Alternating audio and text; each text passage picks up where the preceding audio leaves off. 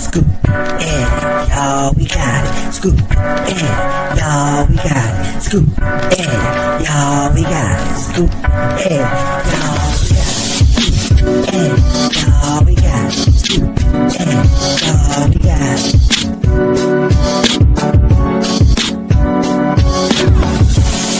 That's how we go. This is how it games the press pro. That's how we go. This is how it games the press pro. That's how we go. This is how it games the press pro. That's how we go. This is how it games the press pro.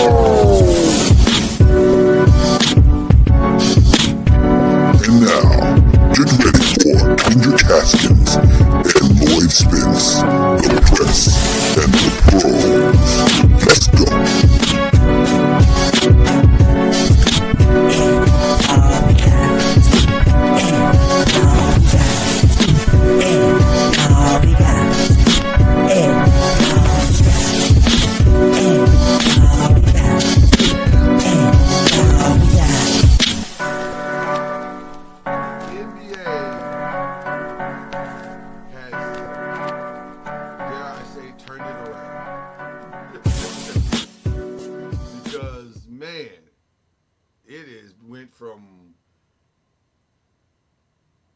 This is not fun to watch and not enjoyable to, man, these games are incredible. Now, and you know what? Oftentimes, Kendrick, we overreact anyway. When you think about it, we overreact. Are you frozen? Okay. I was like, there we go. I was like, am I talking to myself? It feels like, okay. All right. Hello, yeah. Kendrick. Yeah, our service be tripping sometimes. It be tripping. So, but no, back to what you were saying. I can hear you. Yeah, I can hear you fine. Yeah, we do overreact, especially when it comes to LeBron. We overreact all the time with him. But it's both ways. If they lose a game, sky's falling. If they win a game, they're going to win the chip. It's no in between when it comes to this coverage. That's very true. But I'm going to say this, though. Last night, I don't think was an overreaction. 50,000 points. Now, perspective. He's been there a long time. He's been playing a long time. But also perspective. He's been playing a long time. Yeah. Like, that's amazing. Like, to be still at an elite level. At this level. Yeah, it's crazy, man. And it's crazy. I didn't realize. My knee was hurting this morning. And I didn't realize it until they brought it up on Get Up this morning that he hasn't won an league MVP in over a decade. How's that happen? Yeah, I know it's voter fatigue, but usually that comes back around after a while. Yeah, it does normally. That's a great question, but I'm thinking about the last decade also, because now he's been with the Lakers. What? This is his fifth? No, this is his 7th or 8th year, right? I was thinking he came over because I'm thinking about the bubble seat when they won the title, so that would have been 20. But he was there like 2 or 3 years before that, right? Maybe 2. So yeah, I didn't realize he'd been there that long. I know, right? It's crazy to think. Like LeBron has had like 5 lives in the NBA, literally 5 lives. Yeah. So but when you look at it from that perspective, he's going on. He's getting close to being longer with the Lakers than anybody else at this point. Exactly. So but that was actually the point I was trying to make. They've only had one really great season. If you think about it, I know this is crazy. So here's what's interesting about LeBron. Among a million things. LeBron is going to go down as arguably the greatest player to ever play the game. But he will not be the greatest Laker. I can see that. That's wild, isn't it? But it's wild, but you know what, though? The longer he stays with the Lakers, the more that narrative is going to have to change. And where it should change, I don't think it will, because I don't think Laker fans are ever going to view LeBron as one of the great Lakers. I just don't. Well, because he's not completely a Laker. Right. Like he is a Laker. He wasn't born and raised a Laker. He wasn't born and raised. But neither was Shaq, and they give him that respect. Yeah.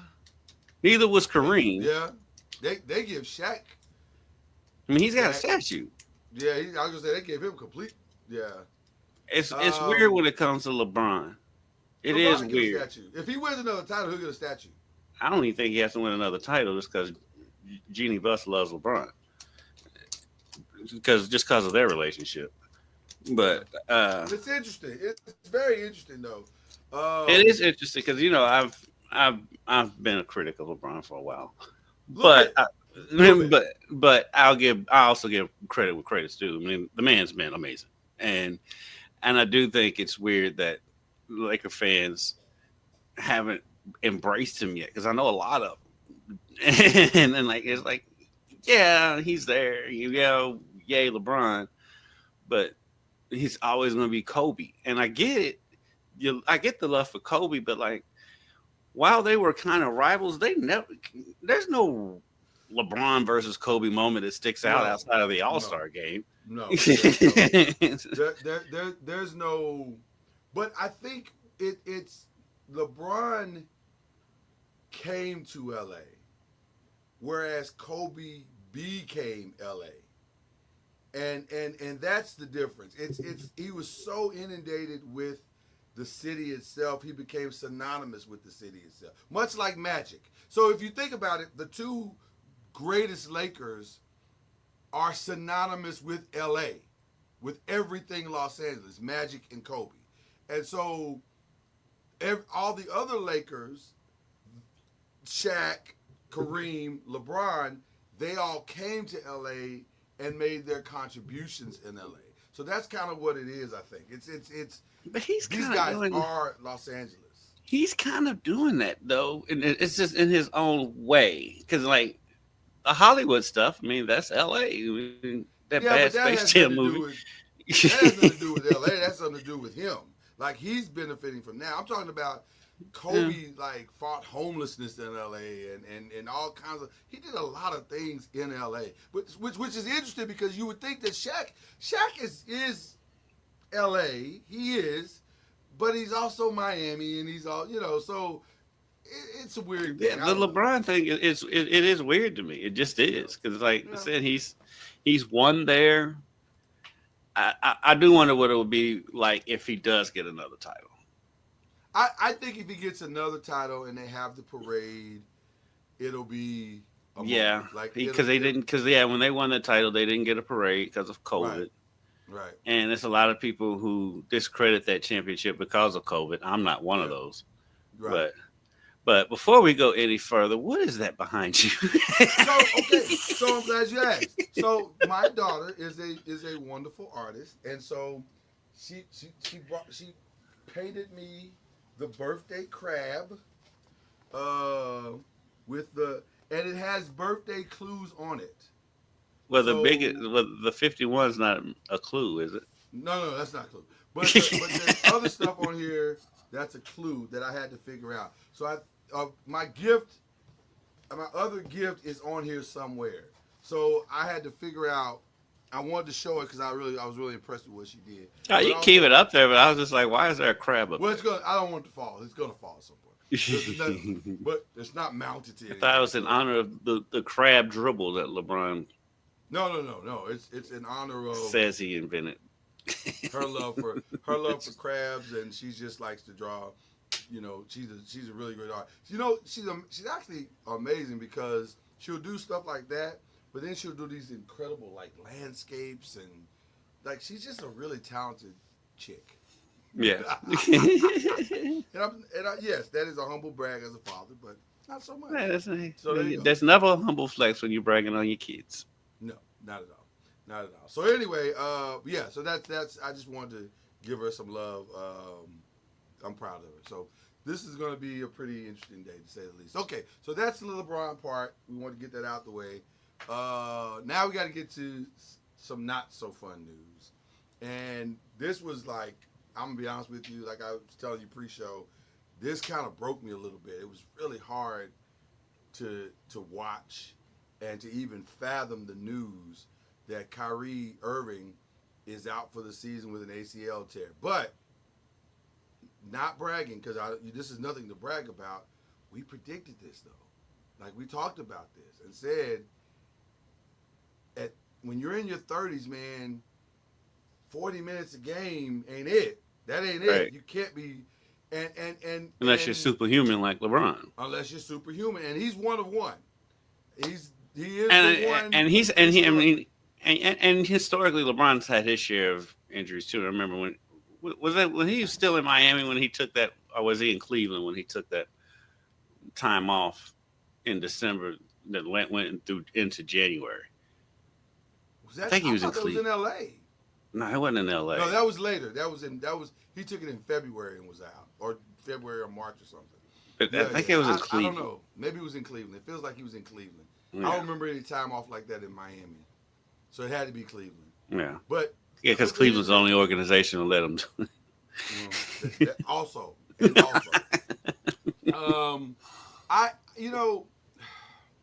the thing that got me about the Kyrie thing is how eerily similar it was to his mentor and idol, if you can say it that way, the late great Kobe Bryant, and then also to his teammate Klay Thompson.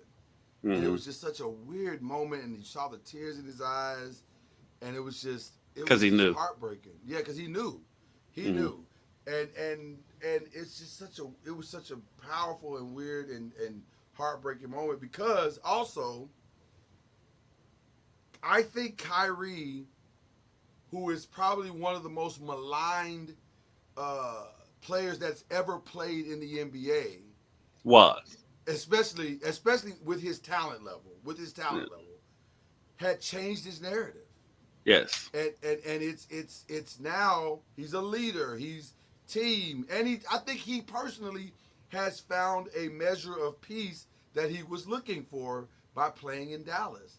And so now to see it just kind of like, and I don't know if we're going to see the same Kyrie ever again. Like, I know ACL tears are not what they used to be in the 60s, 70s, and 80s, but they are significant. Like, I've yet to see a player make it all the way back to what they were coming off an ACL tear.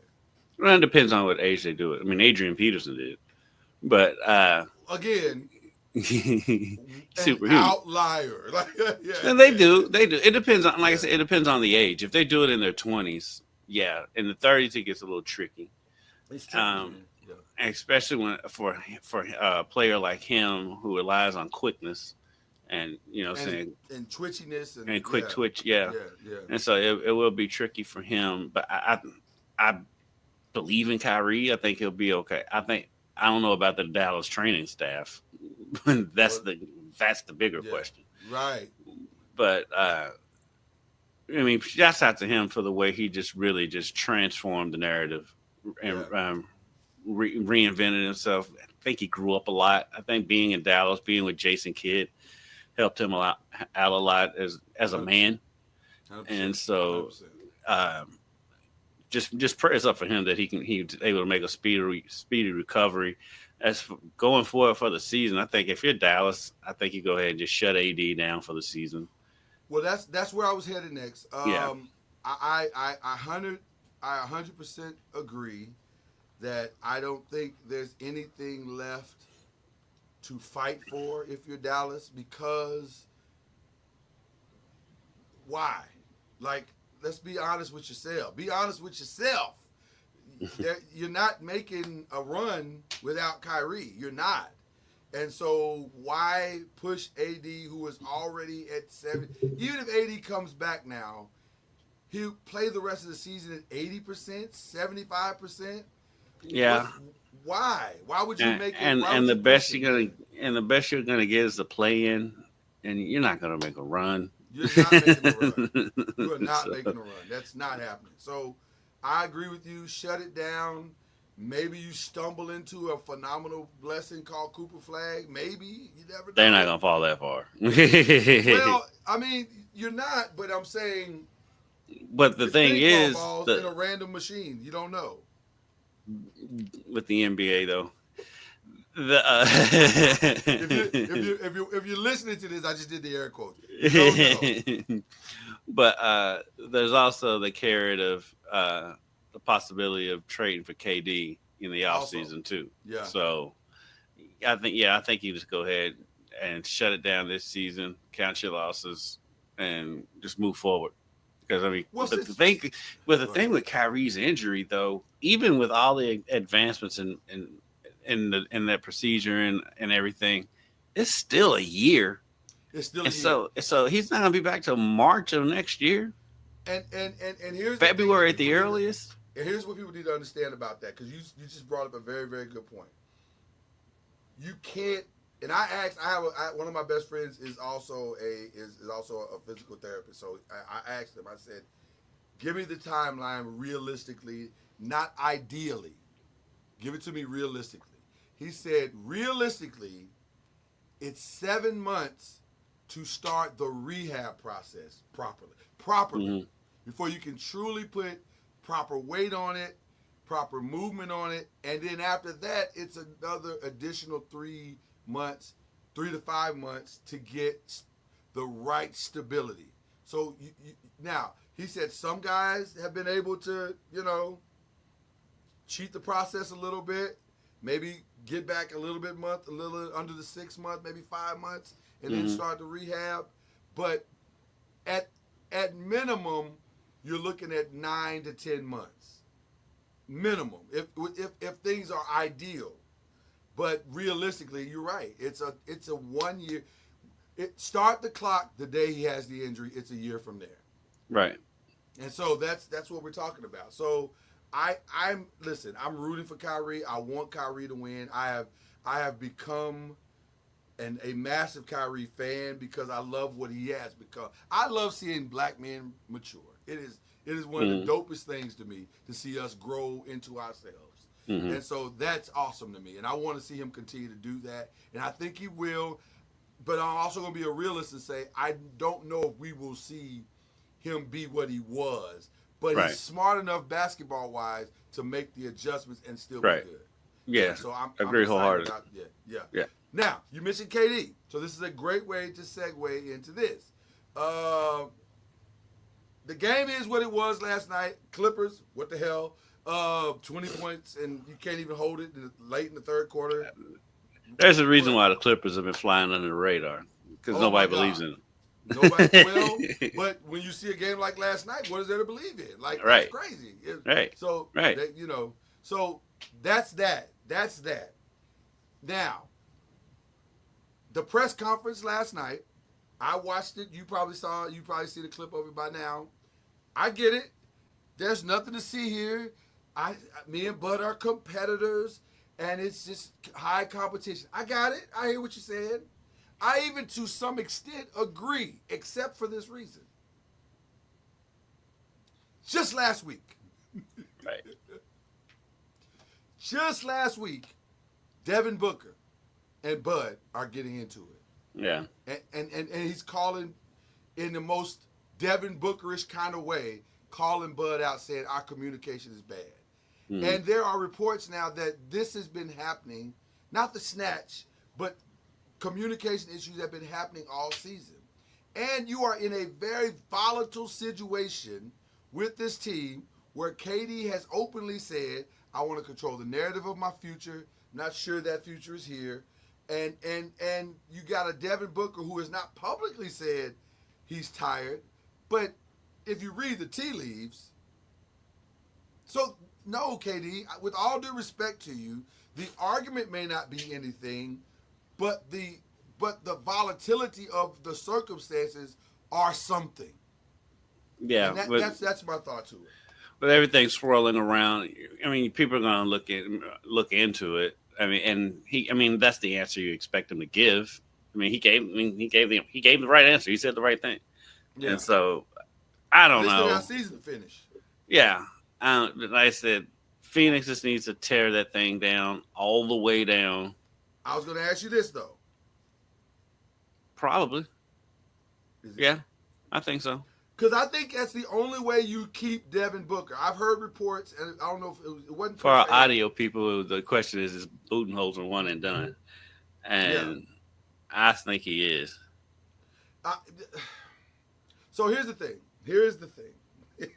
Oh, man. We're in it now, Kendrick. I've heard several different reports from several different sources that say Devin is the priority, which that's not a secret. He should be the priority this offseason. And they're trying to figure out how to build around him. The problem I have with the concept of that is he's seen this movie before. Mm-hmm. That's what you've been telling him his entire, believe it or not, 9-year career. I can't believe he's been Phoenix. in the league that long. Right. So when you look at it from that lens, that he's been in the league 9 years and you've been selling this same, we're building around you narrative to him, at what point does he go, no, I don't want to be built around anymore. I want out. I think listen. He's got to be getting close to that point. I was going to say, if Darren Fox got there in 6 or 7, Devin Booker got to be there. He got to be there. So, I don't know. You tell me what you think. I think it's. I just wonder. There is a thing of that we rarely talk about when it comes to professional athletes and this quality of life. I feel like Devin loves living in Phoenix. That's true. And so I think that's part of it. I think that's kind of the reason why he's kind of kept quiet. Well, Devin's kind of a quiet dude anyway, but he doesn't really say. Yeah. He really doesn't say anything off the court. On the court, you can see him talking, but off the court, he doesn't really. He goes along to get along. It seems like he doesn't, But yeah, I'm like with you though. At what point is it too much, especially with that owner who's a new owner who's very, very in the middle of everything? They keep rebuilding the roster over and over again. I mean, they were just in the finals, 3 years ago, 4 years ago? Now they're nowhere near it. It was right after, wasn't it right after the Lakers won? So that would be 2021. Is that correct? Am I right about that? Yeah, I think it was the first finals. Yeah, that was the first finals where we had people there. It was either 2021 or 2022. I want to say it was 21. Yeah. Okay. So you just made me pivot. I didn't even have this question in the docket, but I'm going to do it now. How did the NBA get these last 2 ownerships wrong? So wrong. Because the Suns owner is atrocious. So is the new Dallas Mavericks owner. They are awful at this. How did they miss so?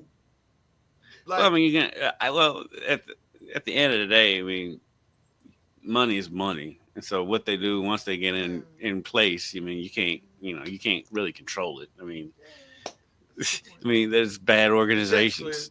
Yeah, I mean, there's just bad organizations all around. I mean. Look at Washington. I mean, in Charlotte. I mean, those two have been bad, and have never been good. Whoever's on them, and so one day we've got to do a historically bad organizations list, like across all ownerships, like who are the worst owners in the history of sports. But 2 of those franchises are right up the road from Louisville.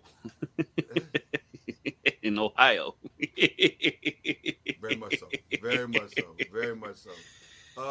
Yeah, I don't know. I agree with you. I think Phoenix. I just don't know where Phoenix is supposed to do though. That's the real question. I don't know. I think they have to tear it all the way down. I mean, because right now they'll be in the lottery this year.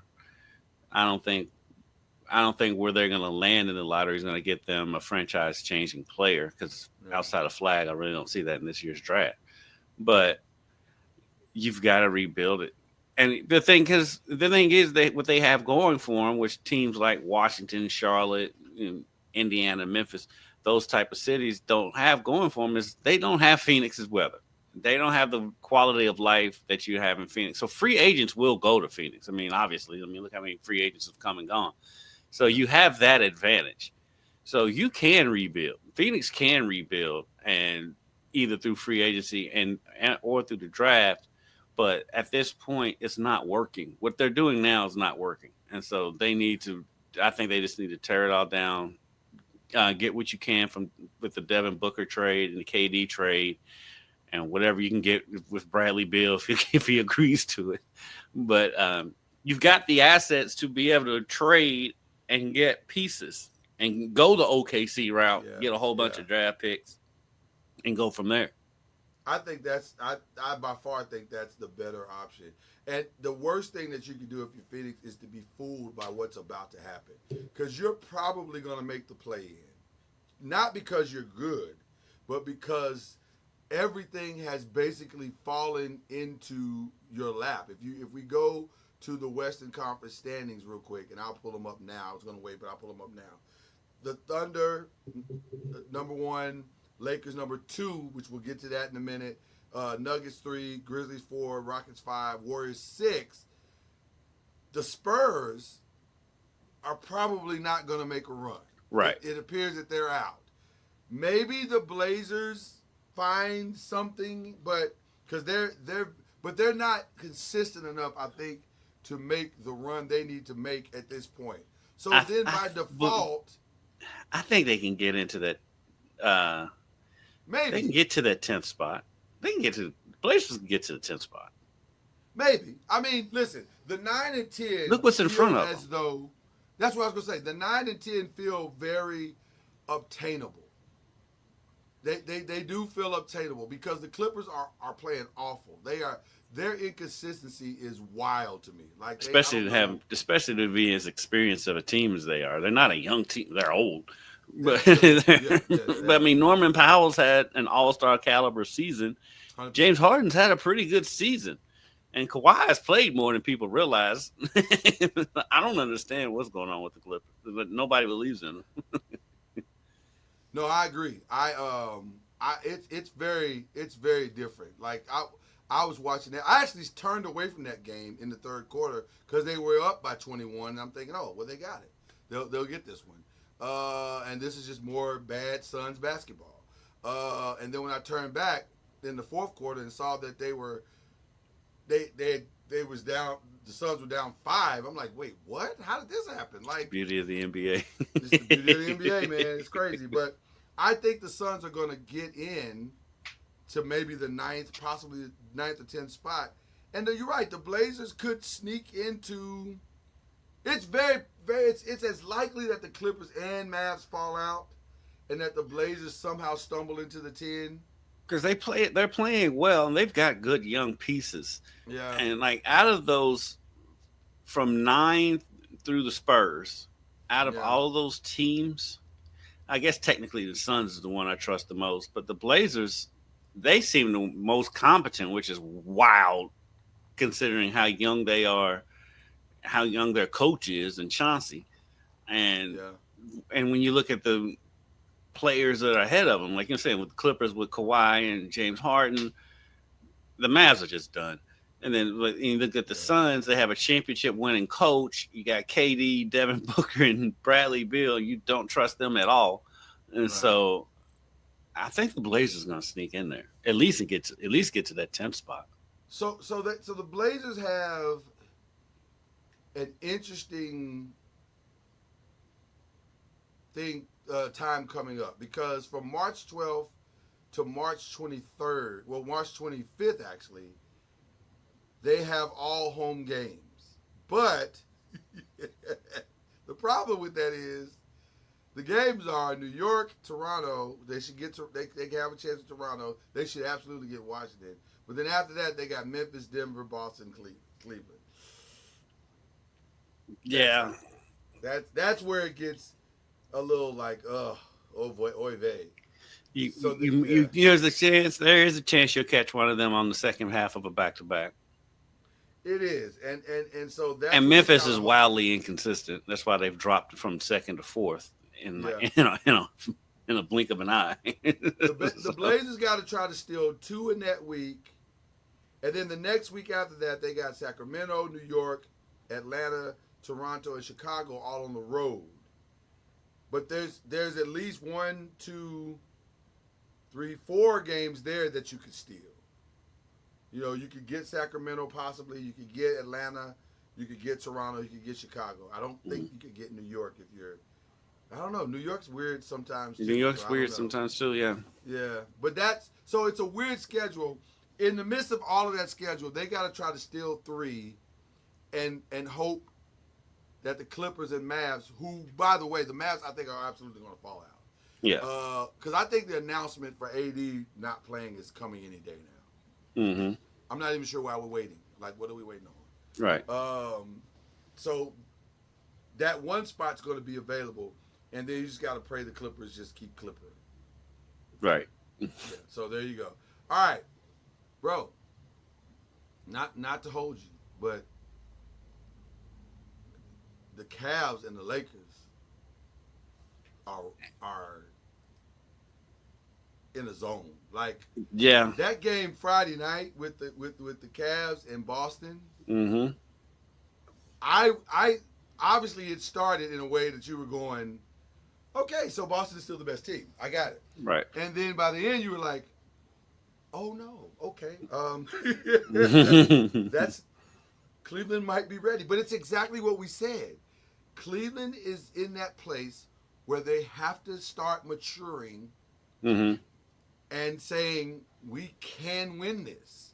And that game, That may have that? that may have been what put them over the top mentally. I said it from the get go, from the day that trade was made. DeAndre Hunter is low key the best trade on the trade deadline that nobody was really talking about because everybody was fascinated with Luka, and understandably so. But DeAndre Hunter fits what Cleveland wants to do. I mean, he's the perfect piece for what they want to do because he's so versatile. He can do so much, and he proved it in that game. And he doesn't have to score. Can we talk about that for just a second? Because you just said something that was so powerful.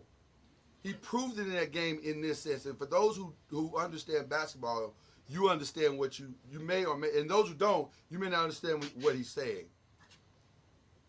DeAndre Hunter being able to take one of the guys on Boston's team and not lock him down, because he's not necessarily a lockdown defender. Well, you're not going to lock down any of those guys. Right. But he is a solid defender. He is he's a I can keep my assignment defender. Mm-hmm. And for him to be able to do that,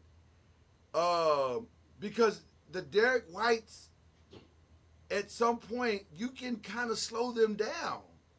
Yeah. And he did that. He's like, okay, Derek, you got me in the first quarter. You got me. But I'm just going to let you keep getting me. Mm-hmm. And by slowing down a Derek White, who is, to me, he is by far the X factor. I keep saying that. But because when he's hot, they're damn near unbeatable. Mm-hmm. Now, keep in mind, perspective, context, no Drew Holiday. Right, no Porzingis. And no Porzingis. But there's not a Porzingis a lot these days. Right. So, the Drew Holiday point, the Drew Holiday part of it is the key part. I don't even consider Porzingis a key factor with them because he's out so much. Yeah. But Drew Holiday is the part of the conversation that needs to be included in that because he means so much to that team, and he's such a great defender himself. Yeah. And he's not flashy at all, but he is as consistent, as steady, as good of a point guard as there is in the league. And so if you're missing him, that does make a huge difference. But regardless, you have a 20-point comeback in Boston like that on a national stage. I don't care who was out. That's going to give you confidence going forward. And then they have no answer whether Drew is there or not. They have no answer for Donovan Mitchell. They have no answer. Donovan Mitchell is playing insanely good right now. They're 10-0 in their last 10 games. They are 10-0. They're on an 11-game winning streak. That's the third or fourth game winning streak they've had this season. And I've seen a lot of the pundits say, well, we've seen Donovan's teams fall apart in the playoffs. I'm like, okay, but look at those rosters compared to the roster he has now. Yeah. When he was in Utah, he was the scorer. There was no option. Rudy Gobert was not going to be a go-to guy. Right. Now he's got that with Mobley. Jared Allen is so good inside. And now you got DeAndre Hunter. I mean, he doesn't have to do it all. And a lot of times, if you watch Donovan, he's a distributor for first two and a half through 3 quarters, then fourth quarter is Donovan Mitchell time. And so and him having the pieces around him to where he doesn't have to do it all for 48 minutes is a gigantic difference. Oh man. I think the key to their season, honestly, Kendrick, is the maturity of Darius Garland. Yeah. If he can continue to trend upwards and stay consistent, give them a solid 20 and 5 assists or 8 assists, somewhere between 5 and 8 to 10 assists a game, they can win this thing. They could be, at least they could get to the finals. They're the threat. They are the threat to Boston. They match up perfectly. And by the way, if they could keep forcing, because here's the thing that I noticed in that game, and you tell me what you think. The one thing that I see happening every time Boston seems to be in quote-unquote trouble is that you can force Jason and Jalen into one-on-one basketball because they will absolutely abandon the coaches. I forget his name. You know what I'm talking about. Mazzulla. Yeah, Mazzulla. They will absolutely abandon his playbook if they feel like the game is slipping away. And maybe that's what he wants him to do. It doesn't feel like the right thing to do, but they will abandon it. And Lloyd, it doesn't have to be out of hand that much for them to go into one-on-one mode either. 100%. We're down 3. Uh-oh, I gotta get a basket. Yeah, YOLO. Like, bro, calm down. But you saw that in that game, and so if you can keep doing that, because that's when the Boston is not very good. When they're when Jalen and Jason are doing their one-on-one thing, they are as beatable as any other team in the league. But when they're moving the ball around the perimeter and they're hitting their threes, they're almost impossible to beat. So, because they've got so much shooting 1 through 5. And they can defend. And they're great defenders, and they got so much length. And then they bring in Pritchard, who's just a dog on defense. Yeah. He's an annoyance. Right. But he can shoot too. Yeah, he can absolutely shoot. So absolutely. When Boston is playing team ball, good luck with that. But when Boston slips into one-on-one mode and I gotta prove myself, and it's just those two. You got right where you want them at that point. Yeah. So now, it's really more. And it's more Tatum than it is Jalen, to be honest. It's way more Tatum. Way more Tatum than it is Jalen. I think Jalen does it out of the irritation that Jason is doing it. You gonna do it? Okay, I'm gonna show you I can do it. Those two can't get along, right? We don't know. I'm speculating, but it doesn't seem. I think they are teammates, and that's it. Yeah. We have been put together for such a time as this, and that's where it is. They are as likely to stay together for another 3 to 4 years as they are to break up after this season. I mean, it's either one could happen at any time. Yeah. The other extremely white hot team right now is the Los Angeles Lakers. They are ahead of schedule. Yes. They are far ahead of schedule from a play-in team at 7 prior to the start of February to now number 2 in the Western Conference with seemingly no signs of slowing down. I listen. I thought that the potential of this was there. I didn't know it would happen this fast. I'm still pumping my brakes a little bit on it, though. Okay. Because you look at their opponents. They beat the Nuggets. But outside of that, they're not beating like the elite of the elite in the NBA right now. They're not, but here's where they're beating the teams they're supposed to be, which is a thing to be commended. But again, what I was saying at the top of the show, when the Lakers win, if they win a couple games, they're going to the finals. If they lose a couple of games, they're going to be in the lottery. It's just how the coverage of the Lakers go. 100%. But like perspective is never in the argument. But I mean, they're playing well. I'll give them that. They're playing well. I don't want to take anything from them. But at the same time, they had the one game against Denver, which Denver just did not look like Denver in that game. Jokic didn't do anything in that game. They haven't played. But you got to give credit for the Lakers on that too. Yeah. This defensive strategy was very, very good. Here's what I'm going to say to what you're saying. I want to see him. I want to see him at the end of the day. I want to see him play the Thunder. I want to see him. They play the Celtics. I think they played the Celtics this weekend. Well, listen, this next stretch is a telltale stretch. They got New York. They got Boston. March 13th, they're going to Milwaukee. They got Denver again. So there's some games in there where you're going to see if this is real. But here's what I'm going to say about everything you said, because I don't know if I disagree with anything you just said. But what I am going to say is this. Where I'm starting to think this is real is that it's not that they're just beating the teams that they're supposed to beat, but they're beating them the way that you're supposed to beat these teams, which is not characteristic of any LeBron James team since he's been there. If I'm up to and including the 2020 year. Mm-hmm. That 2020 year, you didn't know, man. It was up and down, and who knows. And all of these games, like with all due respect to LeBron James, he has been white knuckle since he got there. Like you don't know what this game is gonna be. And it has taken him a Herculean effort to win a game practically his entire time in LA. Because AD never was consistent enough for him to, and the defense wasn't consistent enough, with the exception of the 2020. And by the way, we say the 2020 season, but really it wasn't the 2020 season. It was the 2020 season in the bubble. In the bubble. It kind of all came together for them in the bubble. But in totality, it's been very, you don't know what you're going to get. This is the first time we've seen a stretch of consistent good basketball, in my humble opinion, since the bubble. And so now I'm going, this might be real. This might be real. So I don't know. I think they're going to make it interesting.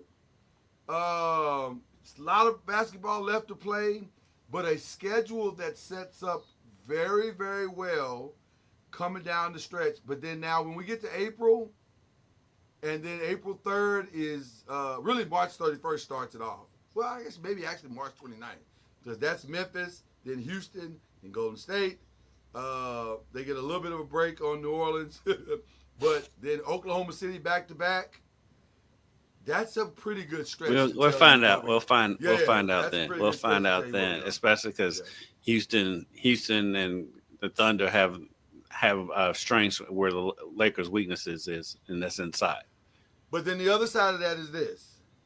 Depending on where you are at that time, if you're the Thunder and if you're the Lakers, by that late in the season, because those games are very late. Those games, especially that Oklahoma City, all of that's like the last 5 or 6 games of the season. If you've already locked down a solid 2 seed, but it could be a statement game going into the playoffs. 40-year-old LeBron, man. Man, LeBron's going to go out there and play. Yeah, he's not going to sit down. I don't know, man. Those are statement games going into the playoffs too. Okay. That back to back with the Thunder. Are those both in the same place? Are they both in LA or OKC? No, they're in Oklahoma City. So literally, the Lakers are going to go to Oklahoma City on that Sunday, April 6th, and they're probably going to stay because they play them again on Tuesday. Mm-hmm. There's no reason to go home. No, they wouldn't go home. Yeah, so it's going to be interesting. It's going to be a very, very interesting. But the Luka LeBron thing is, the biggest thing that blows my mind is both the defense and the spacing on offense.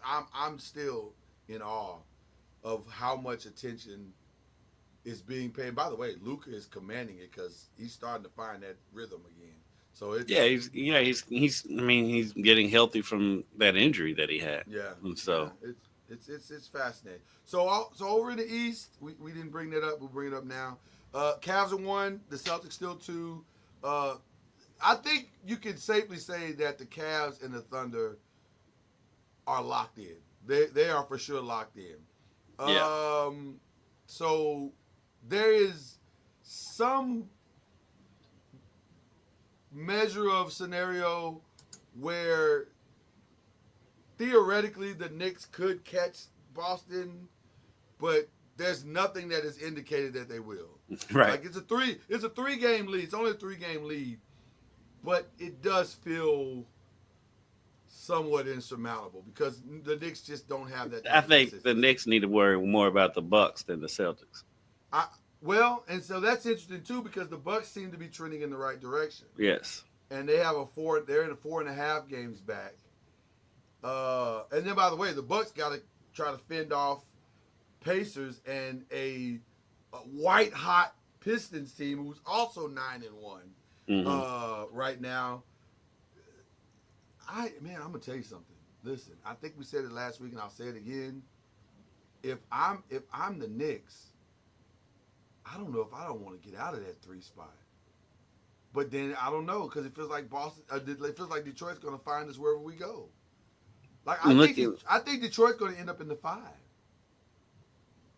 They catch Indiana. Yeah, because Indiana's so inconsistent. Yeah, they're only a game back. They're going to catch them. They're inconsistent. But the thing is, I don't want to play Detroit. That's what I'm saying. Well, because I'm looking at the Pacers, and you look at their roster, they should be better than what they are. Should be. And they're just they're inconsistent. But the thing is, they're a team that can get hot down the stretch and push the Bucks for that 4th spot. Looking at the Knicks, Bucks, Pacers have enough experience to where a young, fiery, and with nothing to lose Pistons team, they could overcome them in a 7-game series. I trust the Knicks and the Bucks in that scenario against the Pistons more than I trust the Pacers. You do trust the Knicks? In that scenario, yes. Okay. Because Brunson's been there and done that. Okay, all right. And the Thibodeau running them into the ground factor does not play. Not in the early rounds. Okay, but looking at the play-in, there's no way the Heat's going to stay there. And so I wouldn't be surprised. How far behind the Bulls are the Nets? Are the Nets? Yes. 2.5. I think when it's all said and done, the Nets are going to get into the play-in, and the Heat will be out. The Heat will be out. You think the Heat are going to fall all the way down? Mm-hmm. How many games behind the Heat are the Nets? Oh, they're like 9. Oh, never. Oh, 8.5. Well, that's too much. But the Heat are going to be down there, though. I mean, look who's. I mean, Hero and Bam. I don't see that really carrying you. And so, I mean, I don't think they're not going to with that 8.5 is too far, but they're not going to fall all the way out. Yeah, but I don't see the. But here's the. I'm going to say the same thing you're saying, but a different way. I think the Heat will be fine. I think they'll make the play-in, but I think they'll get bounced. They'll get bounced in both games. Yeah. Yeah. I think the Bulls will be right now. I think the Bulls will beat them. I think Magic can beat them. I think the Magic should be the best team out of there. The Magic shouldn't even be in this position that they are, but they've had a lot of injuries. Weirdly enough, I think the Hawks can beat them. Yeah. In a 1-game scenario. Yeah. I trust Trae Young far more than I trust Tyler Hero. Right. Yeah, so I think Miami's is going to be the odd team out of that spot. Okay, so that's what we have NBA this week. Let's get to the other stuff because the other stuff is good this week. It's really good. I don't know if enough is being talked about as it relates to this. So for those of you who are watching, and let me pull up the picture for it. Why Donovan and Coco pop up? We'll get to that in a minute. It's part of the other stuff. Deebo Samuel was traded to the Commanders. And that's a story in and of itself. But the thing that got me was it was for a 5th-round pick. Not comma, period. Right. That's why I told you when we first was talking about it. I was like, this trade's not as big as you think it is. But that's the part I don't understand, Kendrick, because Debo's been hurt for 3 seasons. and I'm not even knocking him. He's had major injuries. I mean, he's been playing through major injuries. yeah, I guess I'm looking at it going, I don't know. I'm stunned by the trade, not for it being traded. That part You just stunned by it. There was only a 5th round pick. It's just a 5th round pick. So somebody's going to come out in this looking really ridiculous. Either the Commanders, well, not ridiculous, because the Commanders didn't really give up anything to get him one way or the other. So they're probably fine regardless. Yeah, the Commanders But are if fine. he And is- San Francisco's the one that's, who can end up with egg on their face. But Because they could have got more.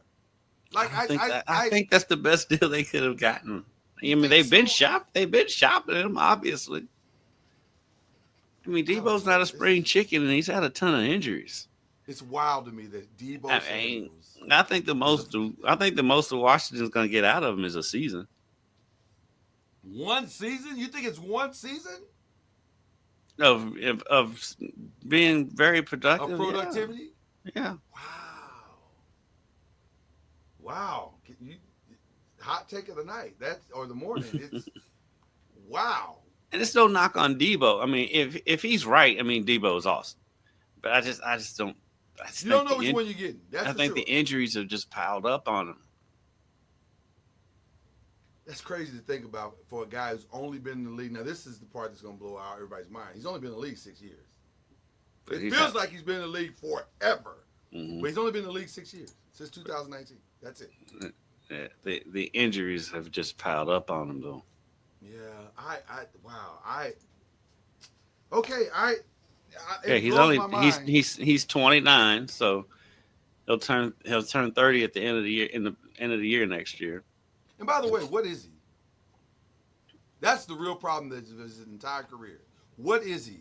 But he's a wide receiver. Is he a running back?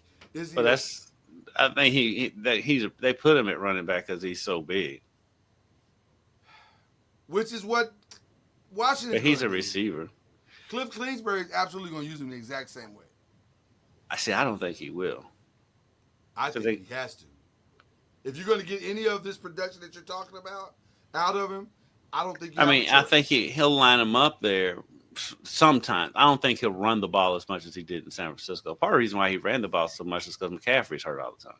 But see, I don't think Washington's running game. Brian, is it Thomas? I think it's Thomas, right? Is it Robinson? I get confused because there's like 3 Brian Robinsons in the league, and they're all, and they're all running backs, I believe. So whoever their running back is, Brian whatever, he is good, but he needs a complimentary back to go with him to, I think, be great, which is why I think they made the trade for Debo. And so now you're looking at him going, if you're going to get, because I don't think Debo is still the separation, I can be dominant Debo anymore. I agree with you. The injuries have done what they've done, and he is what he is. So now I've got to use this guy multiple ways in order to get, I need him to get 1,000 yards, and the only way to do that is to mix him up the same way that San Francisco did. That's what I'm looking at. See, I don't think you're gonna get 1,000 yards out of him. I don't either. They still got Austin Eckler. Yeah, but Austin Eckler is not. He's fine. I mean, he had a good season. I mean, I'm scrolling through the roster. I mean, yeah, Brian Robinson, Eckler. Robinson. I thought it was Robinson. Yeah. You got Chris Rodriguez, who gave him some good, gave him some carries too. And so you're not gonna. I don't think you're gonna see Debo running the ball as much as you did in San Francisco. Okay. I listen. I tend to think they don't have a choice in that matter, but it's going to be interesting to see which one of us are correct in that thing. But a 5th round pick only, man, that's wild to think that he's only been in the league 6 years, and we're already at his value is. You could argue his value is plummeted. Like that's because 3 years ago that wouldn't have been true. It's the injuries. Yeah. All right. everybody's saying that the story here is that Hard Knocks bounced out of North Carolina when they had apparently had an agreement in principle that Hard Knocks was going to be on University of North Carolina football. I don't think that's the story. That never made sense. Huh? That never made sense to me. I think the story is that Hard Knocks can't find an NFL team. Nobody wants to do it because like the Giants look so stupid. They don't want to do it. To be fair, the Giants contributed quite a bit to their own stupidity. Yeah. So that Saquon Barkley phone call is going to live in infamy. Like was bad. I'll give him credit because I usually get bored with Hard Knocks. Even when Dallas has been on there, I usually get bored with it. But this year, the end season with the AFC North was fantastic. It's fantastic. I watched every one of those. Those were great. But is Hard Knocks has Hard Knocks become more intrusive than, and maybe dare I say disruptive than we think it has? And maybe that's. I always thought it was. I mean, and there's a reason why Dallas has been the main ones that would do it because they love the attention. But most coaches, you've been around football coaches. Football coaches are the most paranoid people on earth. Right. They don't want anybody around for anything. And so, I think the owners are finally listening to the coaches. The coaches do not want any parts of this stuff. And so are we seeing the end of Hard Knocks? That's the real question right now. Like, are we about to see the end? I mean, at least some kind of retooling. Is there a college team that'll probably do it? Yes. My guess is that an SEC team would absolutely. It would be an SEC team. Lane Kiffin would do it. I can see Lane Kiffin doing it. 100%. Maybe DeBoer at Alabama. Trying to rehab the rep a little bit. Maybe Heupel. Is it Heupel at Tennessee? I can see Oregon doing it. For sure. Oh, 100%. Nike would. I'm surprised Nike has not offered. It's just a Nike commercial. Would Colorado do it? Would Deion do it? They already do a version of it. He actually kind of does his own Hard Knocks anyway, so, on Amazon. So I don't know. This is weird to me, but we're seeing the end of an institution. I think Hard Knocks is. By the way, we're in spring football at the University of Louisville right now. They're not doing it. Jeff's not doing it. Oh no, hell no. Jeff even though they have been more letting us do more at practice these first couple of practices this year. Yeah. Oh, really? Yeah, they actually moved the defense over to where we can actually see them. They did that yesterday. That was nice. You know what that's called? Growth. Yes, they made Ron English available yesterday for a press conference. So lo and behold, we go to practice and there's the defense. I got more video of Ron English than I have in the 10 years he's been here. 10 years he's been there. How's our guy working out? Deion, is he working out as the receivers coach? We've been to 2 practices. They've had 2 practices. Okay. I've seen it. You asked me what this picture was about. Apparently, they are dating. I've known that for a while. They've been dating for a while. Has they been dating for a while? See, I'm on the outside. I didn't know. Yeah, she's been courtside at games. Yeah. At Cavs games or Louisville games? At Cavs games. Really? I'm on the outside. I didn't know that. Yeah, I saw her in the game earlier this season. That's a good look. Yeah, they're a good-looking couple. Yeah. They're a good-looking couple, and she seems like a very good girl. Well, the reason I found out is because, Club Shay Shay is going to tell you. Club Shay Shay has, I ain't going to say deteriorated, but it has become. It hasn't deteriorated. It's been what it's been the whole time. Very, very Oprah-ish. Yes. It's very Oprah-ish now. It's the new Oprah. But yeah, it's the new Oprah. The whole thing with Chad Johnson and Cameron is so stupid. I'm like, you two. I'm not. Grow up. If you're a 50-year-old man and you're still fighting, it's you. Right. You're the problem. Right. You are the problem. And Cameron's fighting with somebody every week. Right. And Mace just sits there and laughs. Now Mace cracks me up because he just laughs the whole time. Right. He's like, I'm on a podcast with an idiot. So I gotta bring this up because I came to a very staunch realization this week. Yes, I want to hear what you say because I've been very irritated with people because people are stupid and don't listen.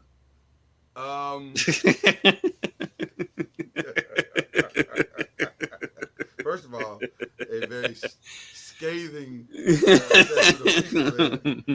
but not inaccurate, but very scathing. So, this is what I've come to, and I want to say this directly to Drake. I get it now. I get it.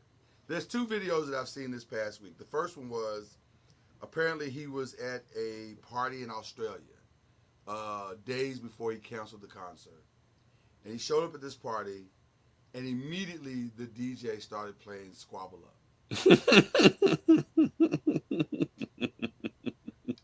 While he's standing there walking into the party. Mm-hmm. So that was number one.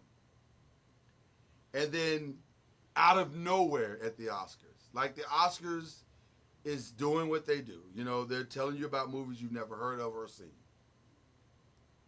And randomly, Conan O'Brien says, we're at the halfway point, and this is the part where Kendrick Lamar comes out and says Drake is a pedophile. What? Like, what? That? And by the way, finish the joke by saying, don't worry, everyone, I'm lawyered up. That was the part that was funny.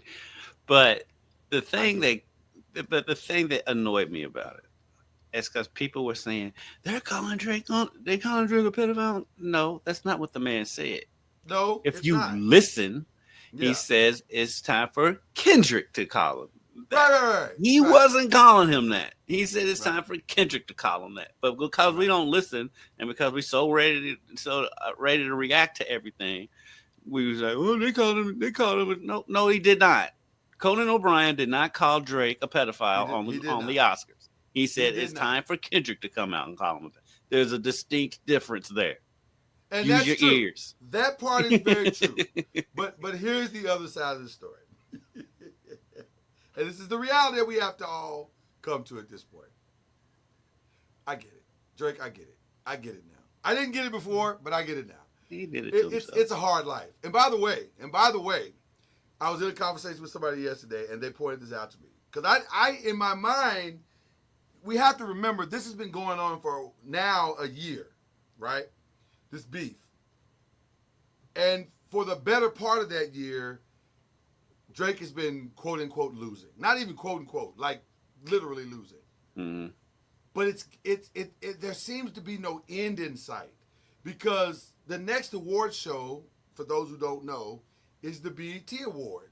And in my mind, I said, well, Kendrick's already won those awards, right? He's already won for Not Like Us. No, because Not Like Us had only been out a month at the time it came out, which disqualified him from that BET Award. Because for perspective from living in Louisville, Not Like Us came out on Derby Day. That's what I'm saying. So the award nominations had already come out for BET. So So now he's going to be in this cycle of the BET Awards, and he's probably going to get like 10 of them, and you're going to have to hear it again. And it's so I realize now, if you can't go to Has the American Music Awards happened yet? Yes, that happened. I don't know. Nope. Yes, it happened. I think it happened at the end of last year. I'm on the podcast. Yeah, it happened at the end of last year, and I think they've already settled all of those. I think. Mm-hmm. I can't remember because all of them move because they're not the same time every year. I guess what I'm saying is I understand. Because you can't. There's no place of reprieve for him. He's getting it all over the world. He's going to Australia. There's no reprieve. Where can he go? You know where he can go? To that giant mansion he has in Toronto and just chill out. He can go to Canada and be fine. I He's the one that wants to go away. He won't go somewhere and sit down. That's the problem. He needs to just chill out, go away. I used Rick Let Pitino. this die down. Yes, I used Rick Pitino as an example the other day. I was on a radio show. I was like, Rick Pitino went away, went low key, went to Iona, and he was out of the limelight. And now look at him now. He's got a top 5 team. Nobody's talking about any of the madness and any of the nonsense that went on here anymore. Because he went away. It'll die down if you go away. Just go away and go work on your music and put out a good album. Quit putting out this nonsense he's been putting out and put out, because he can do it. I mean, the dude's talented. I'm not a fan, but he is talented, and he can put out a good album. He just got, if he take his time and work on it and quit trying to hurry up and just put stuff out there. It's his pride. You're letting your pride guide you right now, and that is really the problem. Because if you just do exactly what Kendrick says, it's okay. Listen, you are not the first person to lose a rap beef, bro. Right. Matter of fact, you're not the first so-called great artist to lose a rap beef. Listen, the Nas and Jay-Z fans are still arguing about who won that beef. And most people side on the side of Nas. Right. You know? So, and it didn't hurt Jay-Z at all. Because he went away and said, oh, you guys think I lost? Blueprint. Right. And then, you know what I'm saying? So it's okay. And you know me, I don't like either one of their diss songs. Either was droning on, and I thought the takeover was just boring. It's fine. They're not classic diss songs to me. Like, no. I don't want, listen, a diss song to me, there's no subliminals. I'm coming at your neck. A diss song is that broomstick fits so perfect. That's a diss song. And I give Ether credit. Ether did have the better beat, so I guess by that I would say he won. But I was like, neither song was even. I was like, neither one of these songs. But it's listen, I agree 1,000%. It's time to go just sit down, bro. You got, first of all, in the words of Kendrick, you got a son to raise. Like, just go do that. How about do that for a couple of years and embrace that fatherhood and the other kids allegedly, right. Do that for a while. So but if you keep doing this, you're gonna be in therapy by the end of 2025. Like it's because it's not gonna stop. And people aren't gonna stop. They're gonna keep trolling you because you're trollable. He was at WWE this weekend. He was? He was at the Elimination Chamber, which, by the way, if you are a WWE fan, which I am, wow. A guy, this picture here, wow. John Cena as a heel, as a full-on heel, wow. By the way, John Cena's on a farewell tour. Like this is his last official wrestling year. He will not wrestle after this year. Which means at the last part he'll turn back babyface. Oh, of course. But why does he look so bad? He looks bad though. He doesn't look healthy. Well, he's not. Oh boy, we're in some dangerous waters now. I think his regimen. I'll say it this way: his regimen has changed tremendously since he's been acting, and so he is not as required to look as bulky as he has looked in the past. I'm not even talking about body. I mean, his body still. I mean, he's not as bulky, and he doesn't look a bit. But his face looks emaciated. His face looks old. Oh, man. Well, he is old. He's like close. That old? He's not. He's younger than me. Well, in wrestling terms, he's not young though. I mean, The Rock looks better than him. Rock's 60. Damn near. Then I don't understand the point of Travis Scott. Well, listen, Travis Scott, I know what they're trying to do and they're trying to trend to do. Right. But boy, that was a disaster this weekend. Did you hear about what happened? I heard he really hurt Cody Rhodes. Oh, he slapped the fire out of him. Like he busted his eardrum. Mm-hmm. Like he slapped him in the face, busted his eardrum. I was like, Trav, you got to go to the classes, bro. You gotta there's That's on. classes on how to do this right. And Well, that's on the WWE. They didn't want to let him in there. yeah, I wouldn't have. That was I know Cody Rhodes had to be pissed fire. But also with the WWE, though, you don't know what's true and what's not. That may have happened. It may not have happened. May not happen too. I don't know. Yeah, that's a good point. That's a very good point. But yeah, that was an interesting moment this past weekend. But to your point about Drake, like, bruh, it's okay to go away. Yes. You could listen. Wrestlers go away all the time and come back, and they were the heel. And then they come back. John and everybody Cena loves them. John Cena, right? And Just The go Rock. away. Go away. It's fine. It's fine. Give yourself some time.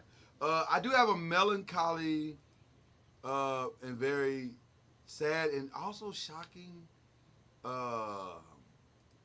thing. You know, the Angie Stone thing was like, That really flew under the radar. yeah, that was wild, bro. I didn't realize she that was. news. I didn't realize she was in her 60s. Yeah. Oh yeah, Angie's been well. So, oh man. So interestingly, when Angie really broke, like she was in a group at first, Hmm. and then she became a solo artist. And when she really hit her stride as a solo artist, she was in her 30s. Hmm. So the thing, and so here's how trifling the internet is. Here's how trifling the internet is. Upon her passing, there were trolls on the internet saying, doing the math, like you, and said, "Oh, I didn't realize she was in her 60s." Then they started doing the math and said, "Wait a minute, she has a son with D'Angelo." Well, how old was D'Angelo when they got together? I mean, yeah. If you do the math, you would be correct. He was 19. That's legal. Or they had their son. I'll say that. They had their son when he was 19. I don't know how old they were when they got together, and I don't want to do that to her legacy because I don't know. But the trolls were saying, see, if Angie was a man, they'd be ripping her apart because we don't know. We don't know. And a woman just died in a car accident. So can we just leave it alone? Right. Let's just leave it alone. That's what I'd like to do. Just leave it alone. You didn't have the wherewithal to think about it when she was alive, so let's move on now. Right. Right. So that's where I'm at with that. So I just wanted to give that cachet. So that's the other stuff that is going on. So in the world around us. I think that's all I got as far as the other stuff. You got anything did I miss anything? I think I got No, we good. We good. the good stuff, I guess.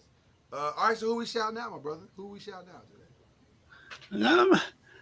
This was the NBA show. I say we shout out. I'm gonna shout out a legend, Steph Curry. The performance he put on against the Knicks, Oh, and how he's been playing since that Jimmy Butler trade. The 50 burger he put on Orlando. I mean Steph just he's behind Michael Jordan for me to watch play basketball. 100%. He's my second favorite player. Maybe I'll give he's right. It's Michael Jordan, Magic Johnson, and Steph Curry for me. 100%. 100%. No I different love order. Steph is must see TV for me. He is. And this is me as a Laker fan. I'm watching Warrior games when they come on. That's what I'm going to do. I'm gonna be honest with you, man. When Draymond said at the All-Star game, we're gonna win a championship, I was like, come on, Draymond. Come on, stop. Like, stop. And I'm now at stop? I don't think they are, but we didn't mention them as one of the hottest teams, but the truth is 8-2 over the last 10, 7-1 since Jimmy's been there. Mm-hmm. I mean, and the most favorable schedule in the West coming down the stretch. Like, they will not have to hit. They will not have to play some of the teams that the Lakers and the Thunder and the Nuggets have to play coming down the stretch. It is not unreasonable to think that the Warriors could fall into the 5 or even the 4 spot. They are only 4.5 games back Well, let's do it this way. This is even better. No, let's do it this way. They're only 3.5 games back of the 4. Mm-hmm. And Memphis, like you said earlier, is free falling, as the song says. Yes. So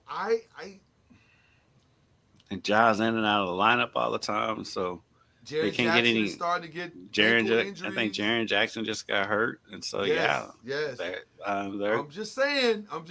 Golden State can catch him. I'm just saying. Because like Memphis is, I mean, listen, I went up there and saw like, you could tell that their chemistry's not there because they're in and out of the lineup all the time. I mean, you realize that Ja had missed too many games for any eligibility award before the All-Star break. Before the All-Star, that's exactly right. That's exactly right. I'm going to ask this question. I know we're headed to the close, but I'm going to ask this question now. Are we sure that Oklahoma City is the best team in the West? Yes. Yes. Okay. When they got a dude coming off the bench dropping 40, yes. No. I didn't say is Shai Gilgeous-Alexander the best player in the West right now. No. He absolutely is. No, that's not what I'm talking about. That's not what I said. I know you said. They had a guy come off the bench. Oh, you're talking about 40. Yeah, but he's not dropping 40 on a regular basis. But you have that. And who did he drop that 40? Who did he drop that 40 on? Let me look at it. Because he's got. But what I'm saying is they have that capability coming off the bench. Well, so does the other teams. Who? Denver doesn't have somebody that can drop 40 whenever they off the bench. Off the bench. We've seen Michael Porter get hot. He ain't dropping 40. And a lot of games he starts. Listen, okay. I'm not saying. All I'm saying is, March is going to be very, very, very interesting. It's going to be very interesting because prior to February, if you'd have said the Lakers and the Warriors are going to make a run, I'd be like, I don't know about all that. Like, they all right, but I ain't. Yeah, was it Aaron Wiggins? Was it Aaron Wiggins that dropped 40? I think it was. No, was it Aaron Wiggins? Or who was it? Or was it? I thought it was. You talking about for OKC, right? Yeah, I think it was him that had a 40-point game. 40 burger. There was a blowout win, whoever it was. Was it against Atlanta? Was that one against Atlanta? Hold on, let me see it. Because I've got his. I just pulled up his. I'm trying to pull up his season stats, but ESPN's acting weird. I may have to go to NBA.com. I will help you, sir. No, it wasn't Atlanta.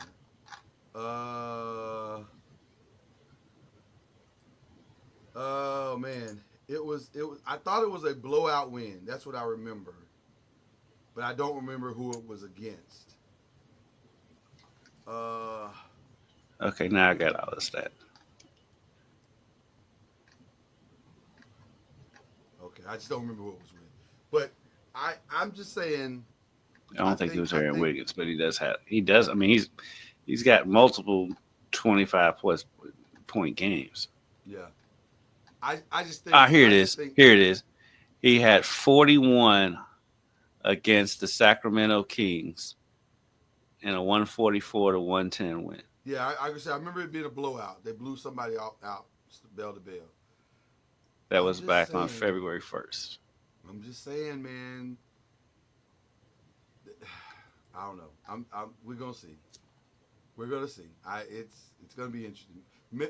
March is going to be very interesting. It's gonna be very interesting. And it'll all fly under the radar because we'll all be watching the NCAA tournament. Well, that is also true. That is also true. Definitely want to give a shout out to the Fam Bam. They have they hit me up at midnight with the birthday wishes and greetings. I'm thankful for that. Yes, happy birthday, Lloyd Spence. Thank you, sir. Thank you. I love March 5th and March 6th because I get to do the birthday on the 5th and the anniversary on the 6th. Yep, that's what you call a tragedy. Because I knew this day would come, Kendrick, that I'd be 50 and I'd have to try to remember when my anniversary is. I don't have to remember now. I just have to walk right into it every year. So I saw that 25 years ago or 26 years ago. Crazy. It's all about planning. It's all about planning. So yeah, I'm really thankful for 51 great years of living. So looking forward to 50 more if I can get them. So there God you go. willing. God willing, I'm looking for the next few chapters.